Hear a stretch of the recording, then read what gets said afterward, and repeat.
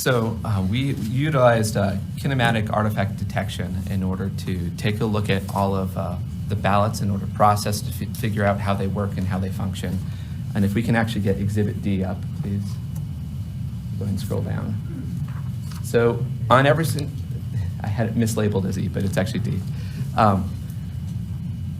Ballots are designed as such so that when you fill out one side of the ballot, it's very important that that if you fill out a bubble, it does happen to bleed through. It doesn't do so in a manner that would actually impact the way the vote was cast. So ballots are designed in the manner to make that so.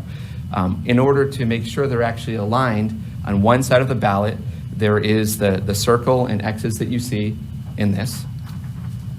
And on the other side of the ballot, there's actually printed a cross.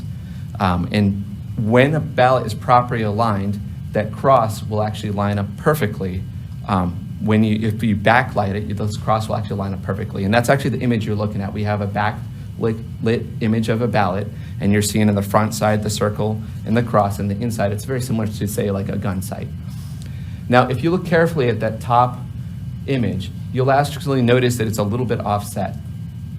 Based on standards, that's actually the maximum it's supposed to be offset for a ballot to be viewed as valid and processed, so there aren't any issues with it. If you take a look at that image down at the bottom, you'll notice that it's 1900%. This is actually something from an actual ballot out of Maricopa County that we ran into, where it was out of calibration. And just to give a little bit more perspective, if we scroll down in the PDF to the next section, we actually have two batches here. We're still running this process through all the batches, but this graphic, you want to be in the bullseye. The bullseye in the center is actually the check marks on how offset those things should be. And just to be specific, from a calibration standpoint, I think it's supposed to be within 100% of in it, and we made our box about 300%. From the way this is calibrated. And you'll see that the average is actually, take on the top right-hand corner, the average on this is actually 1,024%, and the worst ballot was 3,200%. You can see there's two different batches that we have in here as examples. Now, Madam President, Mr. Logan, so what happens to these ballots? What's if this happens, if they're off, the reading off, then what's the result? Okay. How is this dealt with in an election? So if you actually go to the next exhibit, we'll talk through that here.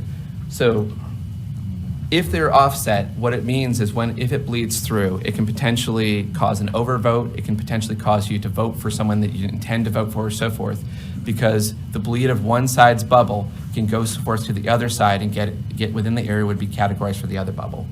Now, specifically, we should not have had problems with bleed through. If you scroll down a little bit farther and zoom in where we've got the red box, this is actually a newsletter that was put out by Maricopa County that talks about the paper types that are utilized. And specifically, they state that they use vote secure paper. Now, if vote secure paper is utilized, it's actually a thick paper. It has a special coating on it that helps make sure there isn't bleed through. And so it would help ensure that bleed through wouldn't be a problem, even if things happen to be not perfectly calibrated. But if you scroll down to the next page, we're going to give you an example of an actual ballot where you can see the bleed through that goes through. And you can see that the bleed through is actually very, very close to where votes are cast. Now, as part of additional analysis, we're going to try to get a better idea as to when or if this did impact votes and did impact values. It does require additional analysis in here. But specifically, this is an indication of problems that could cause an overvote situation or could cause votes to be cast for a different candidate than intended. So let me clarify something. I want to make sure I get this straight, because this was an issue early on, right after the election. So Maricopa County, you're saying on their website, said that they only use secure paper, which does not allow for bleed through. Correct? Correct. This is actually a newsletter from them, but yes. Okay, their newsletter. And so if that is correct, there is no way there would be bleed through as what we're seeing on the ballots. Yeah, based on our discussions with paper experts, they specifically state that paper is thick enough that it wouldn't bleed through, and we are seeing a lot of very thin paper stock being utilized, especially on election day. Okay. Was this done with, does this happen with just magic markers, or does it happen with ballpoint pens?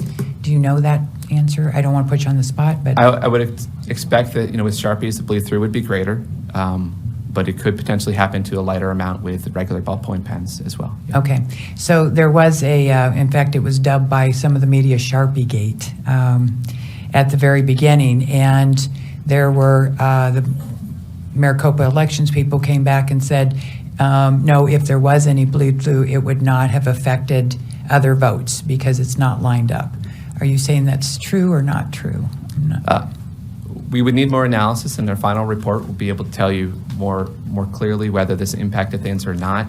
But definitely, if there was an offset that was in the right direction, the right way, and there was bleed through, it could definitely impact the ballot. Okay. One more question. Going back to this one on this phase right here, the pictures you had, what would cause that X or that mark to be out of that far of alignment? What causes that? So if the printer is not properly calibrated, when it prints the second side of the page, it's actually offset, so it's not perfectly aligned. So it could be a number of different things involved, and probably printer calibration would be the key thing for it. So would this be printer calibration with the people that printed the ballots, the main ballots, and aren't there printers like at the voting sites that they can print? Yeah. So it could be any of those printers? So most of from what I understand, most of the ballots that were printed at Runbeck, that we can confirm with Runbeck, were pretty much spot on. But there's a lot of ballot on demands that are printed at the actual voting centers, and those had large offsets. Do we know how many ballots on demand there were or not? Is there any records of So those? it'd be roughly 168,000, which would be the election day ballots. So those were We all are ballots seeing- on demand? Yeah, we are seeing more than that where this offset occurred. And so we're trying to drill into what printers and where and what that's tied to. Okay, thank you. Okay, continue. I'm sorry to interrupt you.